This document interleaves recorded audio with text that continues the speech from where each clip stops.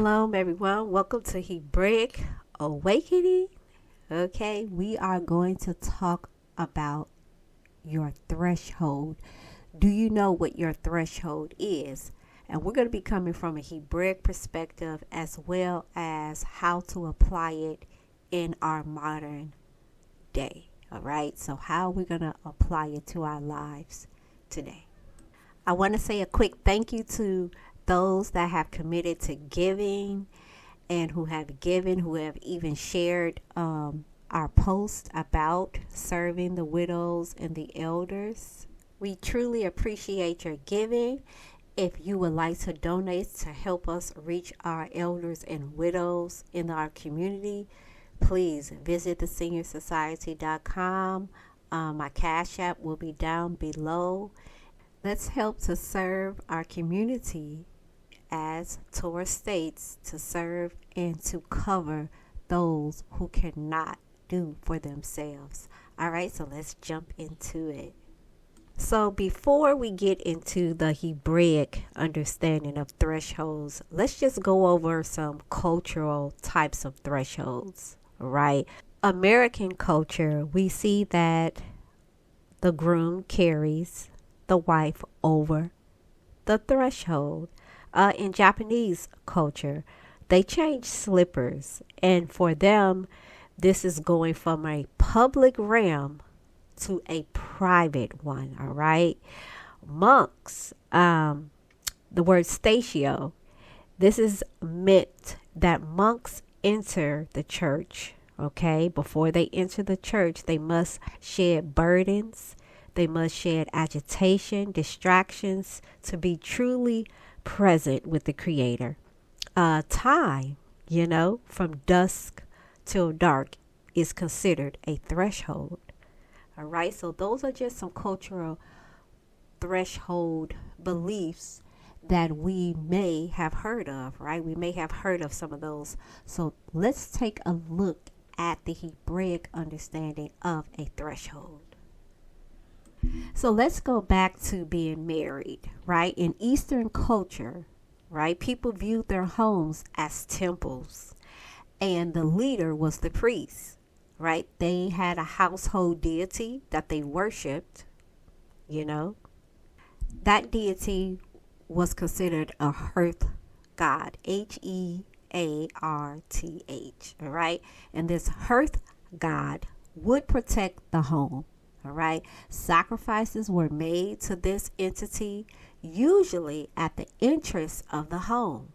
All right. So thresholds, physically speaking, were troughs that held blood. Right. They sacrificed the animal and then poured out the blood into the trough, which is inside of the threshold. Okay. In ancient structures, they were built on the foundations of blood at the door or the threshold. This is where most covenants were enacted. Okay, human sacrifices, mainly blood of the firstborns, right? So they did this sacrifice by pouring the blood, all right, in the threshold or the temple that they were dedicating to that particular god. That god would also offer protection once you have crossed the threshold. If there was no blood, right, there was no blood covenant, the god would feel unwelcome and considered that particular house or temple as his enemy. This always equated to death. So it was death for the family if they did not oblige in the ritual. All right. So we talked a little bit about covenants and blood. You have to go through my videos where I did some shorts to kind of explain covenants. Right. So if you refused to step over the threshold, right, as it was dedicated to this particular god, it was also seen as hatred. All right. So, what are we thinking when we hear something like this? We're thinking of our own blood covenant, right? That was put on what? The door or the threshold. So our ancestors knew about the way that their neighbors, all right, the people surrounding them, the other nations, how they did covenants. And so the Most High, he's always using things that we know, right, to teach us something. So he had them also to do the same thing, right? And they took the blood from the threshold and they put it on the doorpost, right? And what happened when you put the blood on the doorpost of your home? Death angel would pass over or leap over the threshold, right? Providing protection. All right. So we learned a lot from our near ancient Eastern nations, all right, that we were taken captive by, and they mimicked some of the culture that we had, because remember, we were creating a nation a little later on in the game. These nations were already out having their culture, having their ways of life, their own religions, and the nation of Israel was not yet formed. All right, so these ancient cultures had been around for some time. Now, you know, we can look at Moshe, we can look at Abraham, and so forth, before the nation, right, was formed, and tried to get a glimpse of the culture. But by the time we got on the scene, the Most High decided to take things that we already knew to teach us lessons. Remember, Torah is both natural and spiritual, right? So he's always going to use the things that we know to teach us lessons. So as we begin to talk about a threshold, remember that to us, this is significantly pointing to a blood covenant with Yah. So how does that apply to us today? So, you know, my content is going to contain a lot of mental health, right? And I'm going to tie a little bit of understanding your threshold to your mental health, okay? Because we are in the year of speaking into our door, 5784, right? So if you do not honor Rosh Kodesh, or the head of your new month, then I'm really trying to understand, how are you getting to Passover, right? How are you getting to Shavuot, right? How are you counting the feast to the Feast of Weeks? Like, how are you counting if you are not understanding your new month? Okay, so as we begin to understand the biblical calendar, we know that it is prophetic and it speaks to us. It governs our feast days. It governs the way we garden, and I know we garden, the way we farm, the way we harvest. So those of us that are into farming, having our own gardens, we understand that the biblical calendar teaches us, right? It teaches us, and it shows us the heart of Yah. It shows us the timing of Yah. It shows us the wisdom of Yah, and most of all, it shows us Yeshua, our Messiah, right? So it's very important that you understand the biblical calendar. But anyway, we are at 5784, speaking into our doors. However, as I say, that we are mentally unhealthy. So when we talk about trying to learn, you know, something that's really spiritually good for us, we seem not to want to grasp it. Mentally unhealthy, spiritually unhealthy. And we are waking up, we are returning. However, there are some things that we just, I don't know why Israel do not want to count the new moons. I just don't. And then when we count it, we arguing about it. Mentally unhealthy.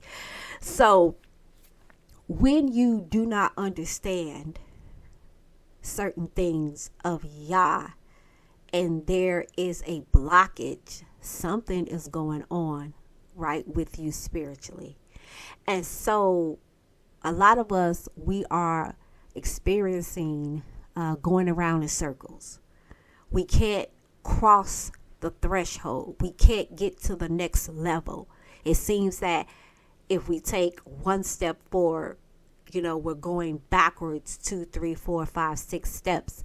And really it is about the way you are listening or not listening, the way you seeing or not seeing. So you're not learning lessons if you are continually stagnated and you're not progressing. Something is off, something is not right, and something is wrong with your mental state. It is what it is. And we're trying to jump to the promised land and the second Exodus, and we haven't taken a full look at ourselves, because I keep hearing we are the real Jews, we are the real Hebrews, and a lot of stuff we're not progressing in. Just natural stuff like finances. We don't even want to give to receive, right? We don't even want to honor the text when it says to cover the widows and the orphans. And I'm going to lay on that heavy, because that is a big part of why we're in captivity. But most people don't want to teach it, right? Because you're mentally unhealthy. If you can't see that, something is wrong, right? Something is wrong. And so if the Yah is saying, speaking to the door, and then you argue, well, how you come up with that? And then you don't take the time to study for yourself. This is all due to trauma that we have picked up, or that we have experienced, or that we have inherited throughout the generations, right? Through sin. And I'm dealing with generational trauma. I'm dealing with actual trauma right now, because there is so much to understanding trauma and anxiety and depression. But right now I'm dealing with trauma that we experience, and it keeps us from learning new concepts, right? It keeps the gates of our mind closed off to certain things. That is what trauma does, right? So we're going to talk about why we can't cross our threshold, and what really is a threshold in our modern day lives. Like, really, what is it? So I was looking at the actual word threshold in the Hebrew Soph, and it means containing a vestibule as a limit, right? It's like an attachment hall between the outer door and the interior door. All right. So the plain definition in our English vernacular is the magnitude or intensity that must be exceeded for a certain result or condition, phenomenon, whatever that is for you to occur. Nothing happens until a signal crosses the threshold. So that's how you would use that in a sentence. Nothing will happen until a signal crosses the threshold. So what is it that you're not learning? And the intensity of the thing that must happen before you can cross over into your door, right? Before you're allowed to actually go into the door, you need to understand the minimum requirement for further action. You cannot cross the threshold or enter into the door until there's a signal. But because you are mentally unhealthy, you don't understand what the signal is. Your wires are all crossed up, right? There is an amount of intensity needed, just in the plain understanding of a threshold. There's an amount of intensity needed to transition between mental states. So I'm not going to get real deep in the psychology of it, but there's something intense that must happen, okay, in order for you to transition mentally so that you can cross the threshold. All right. So I hope I'm not losing you. I'm trying to explain it. the best way that I can, but this may be a little meaty, right? And so I want us to put our mature listening ears on so we can hear what the Ruach is trying to tell us. All right, let's talk about limited values that keep you from crossing the actual threshold. So we're going to break those two words down. Limit, right? In plain English. Limits describes how a function comes near a point instead of at the point. One more time. Limits describe how a function comes near a point instead of at the point. Values. This is the importance of one's principles, standards, or behaviors, right? And we can include judgments in there. So the importance of your principles, your standards, how you behave, or how you judge. So let's think about this. You have limited values and you're trying to cross a threshold that's going to take you through a door. But you've placed a limit.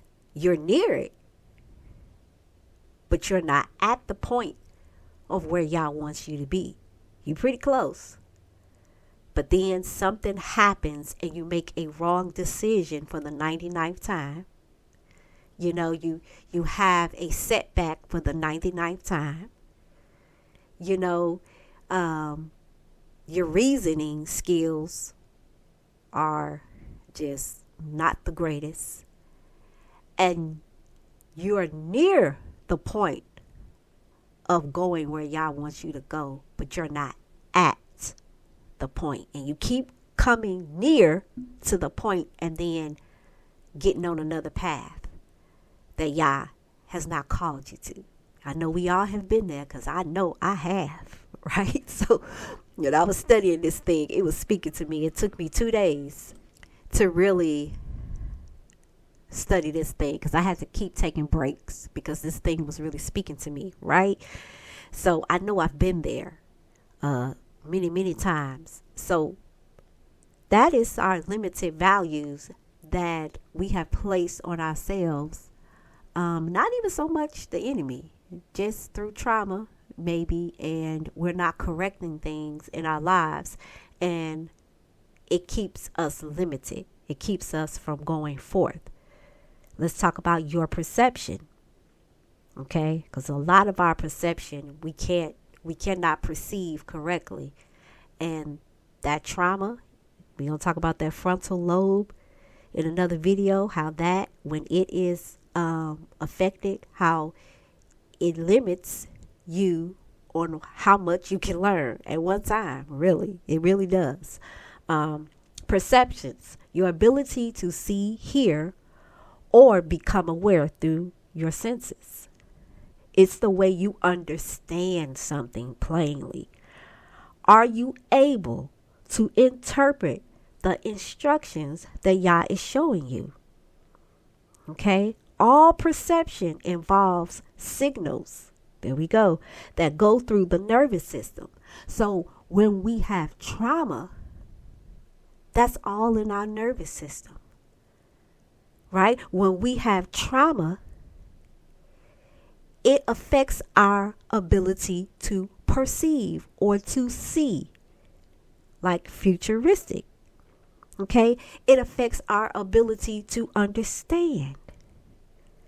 So a lot of people that want to be prophetic, and a lot of us that want to understand the end times, and a lot of us that really want to understand the deeper things, right, of Torah, we're not going to be able to, because we can't cross over to where Yah is taking us.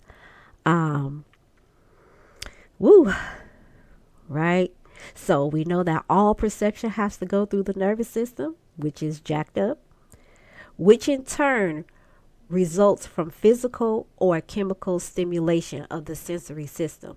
So basically, if you are traumatized and you're not operating at full capacity, your elevator is not going all the way up to the 10th floor, you're not going to be able to perceive. Your perception is processed into organized experiences. So how you perceive something is how you're going to experience something, right? And my good friend, Prophetess Gail, says wisdom, when she come, she going to teach you and you're going to experience something. Either you're going to experience for the good or you're going to experience for the bad because you're not paying attention and you're not listening. Your perception is off, right? Because wisdom dwells with prudence. And prudence is the ability to see, to perceive in the future. Like you're going to make a decision and you're going to have prudence because you're going to think not only of yourself, but you're going to think about the next generation and the generation after that. You're going to take your time before you make a decision because you have prudence. Wisdom dwells with prudence. Wisdom will think about the future, not be governed by your emotions. You're not going to make an emotional or irrational decision.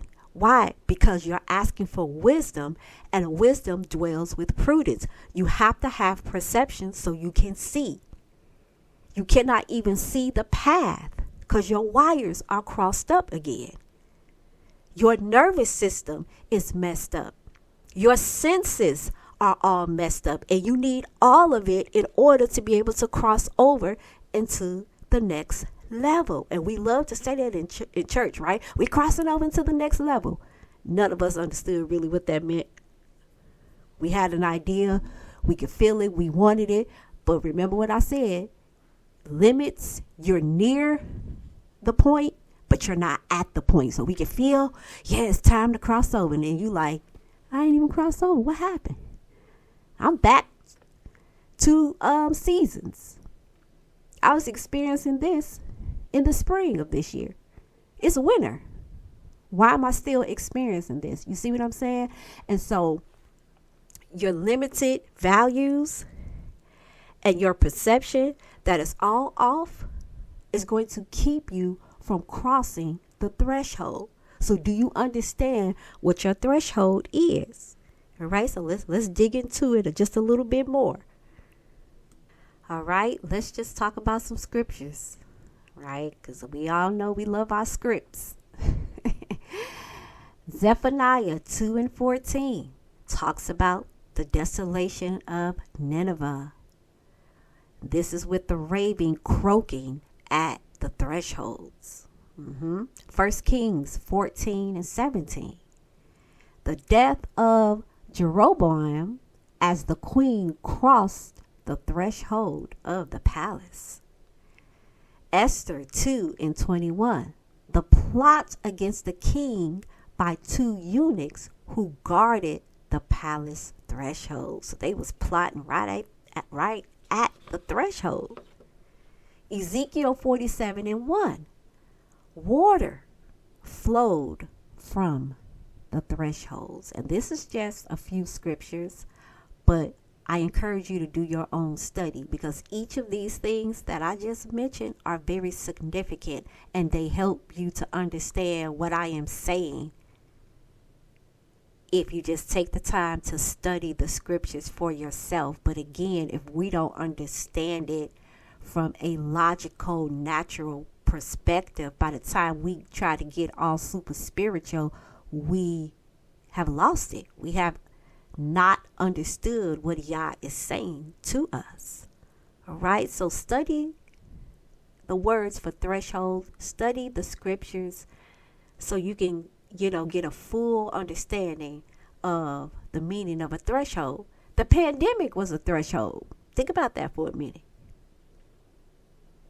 We crossed over into something and it was a pandemic.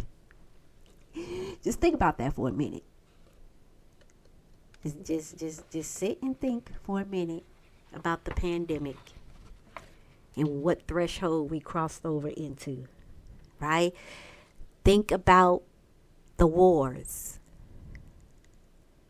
that we have seen, just this year. Think about the threshold that we have crossed into. All right. So the significance of thresholds, right? Going from the profane to the sacred.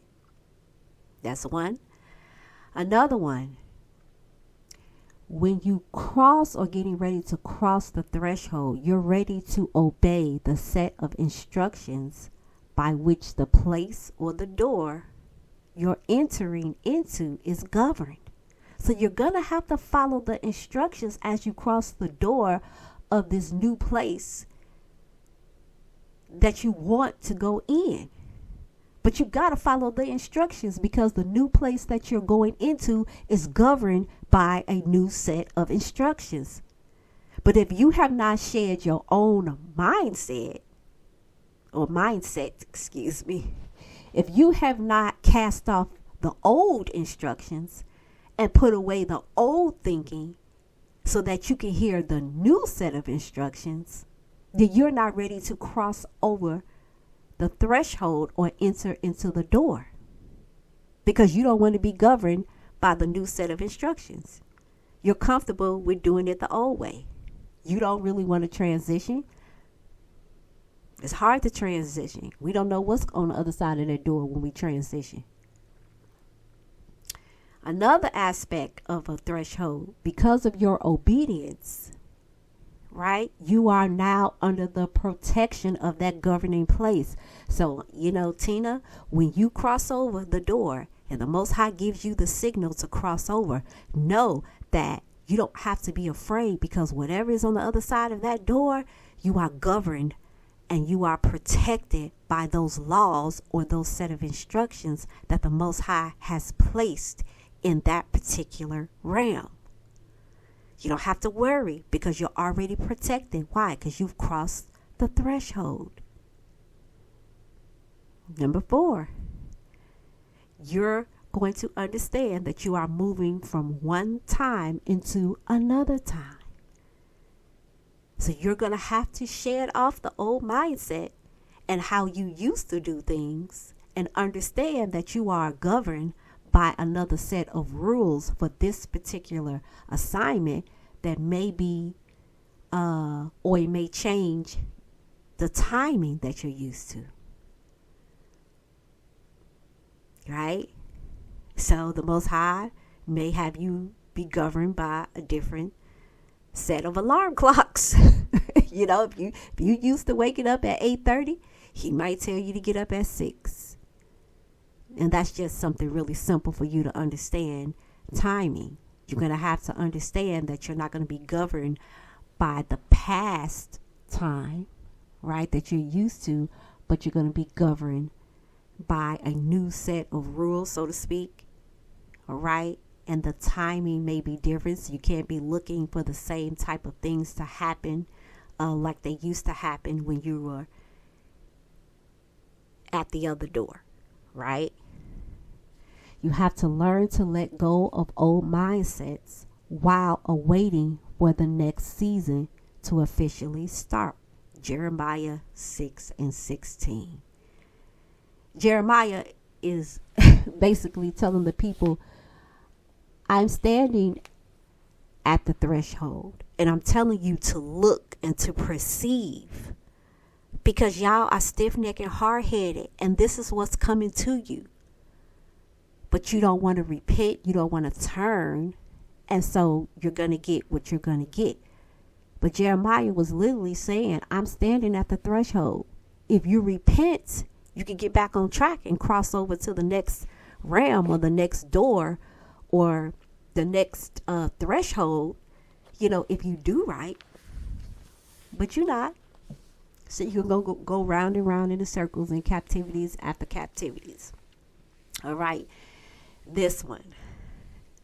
You will have a shift in awareness so that you can embrace the new vision. Right? This is why you got to get healed so you can mentally be able to cross over and to go into the new season. You got to shift your awareness. All of your senses need to be working and intact.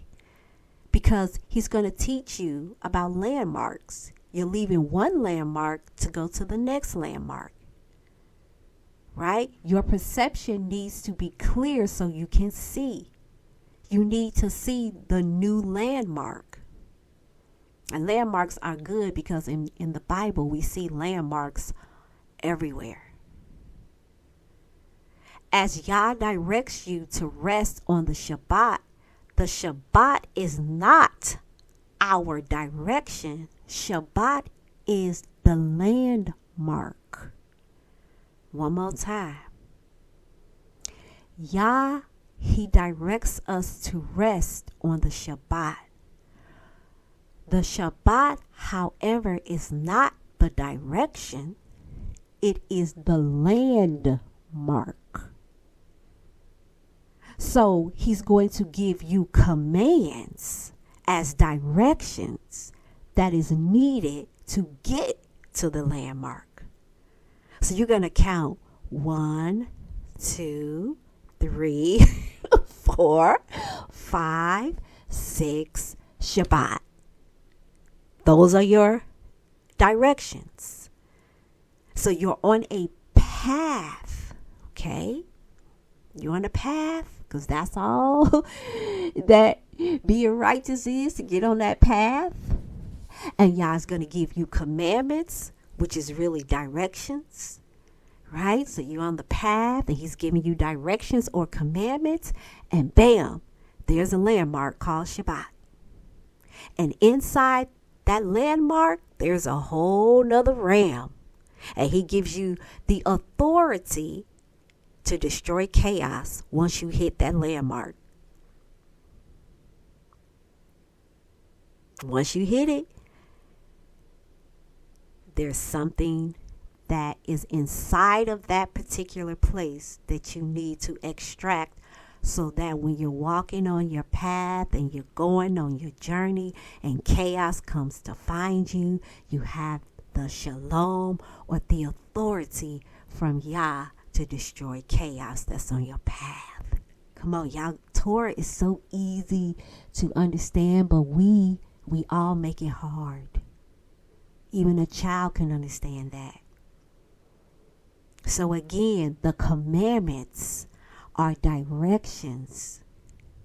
Landmarks are like Shabbat, the feast days, Rosh Kodesh. Inside of these landmarks, there are gates that when they open, the heavenlies, right? You have access to the heavenlies, and they are at attention, waiting to give out what you need for that season.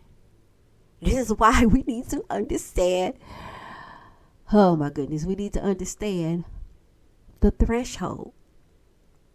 Right? So we have different landmarks for different seasons.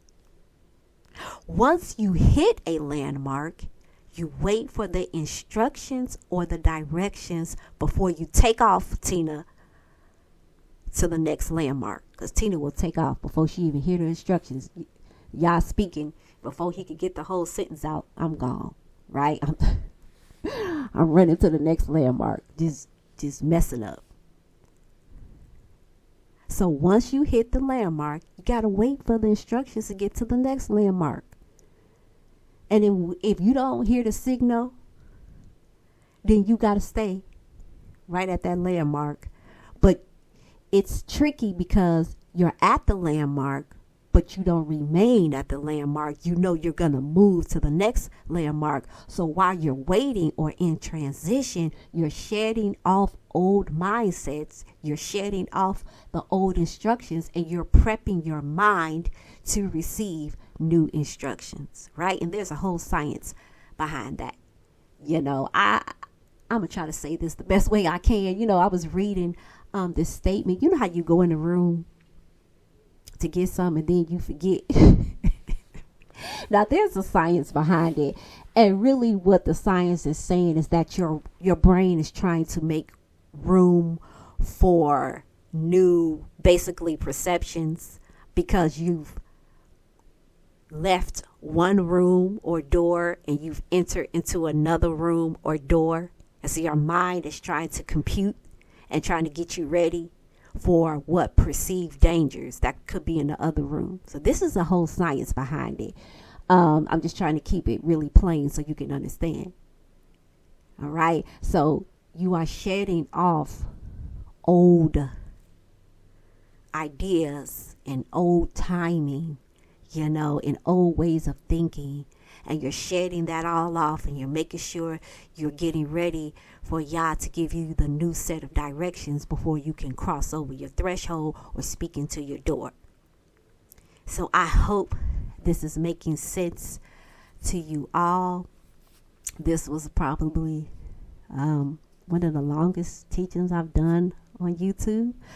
But you can sit and listen to it again and again, break it up in steps, because I'm telling you, this season, you know, this season is something else. I am on Patreon for the ones that would like to know more about, you know, what we're doing, our sisterhood and things of that nature. I had to shift, right, when y'all says it, because I talked about being on Patreon before, but I was like, nah, I'm just gonna keep what I got. Remember, if y'all was listening to that video, I said that I ain't gonna shift. I'm gonna stay in the old season and just continue to do what I was doing the way I was doing it. I'm fine right there. I mean, when you teach something, you really gonna go through it, right?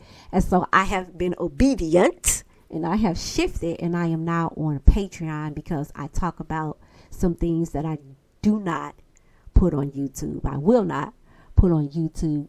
But if you join the Patreon, this is where we grow. This is where I talk about some things that I will not talk about on YouTube. So that's just for those that would like to. It's still the same community, no arguing, no bickering, you know, no cult behavior, none of that. We are just growing and loving on one another and creating a safe space for healing and learning Torah. So I really hope this video has helped you. And until the next video, shalom, everyone.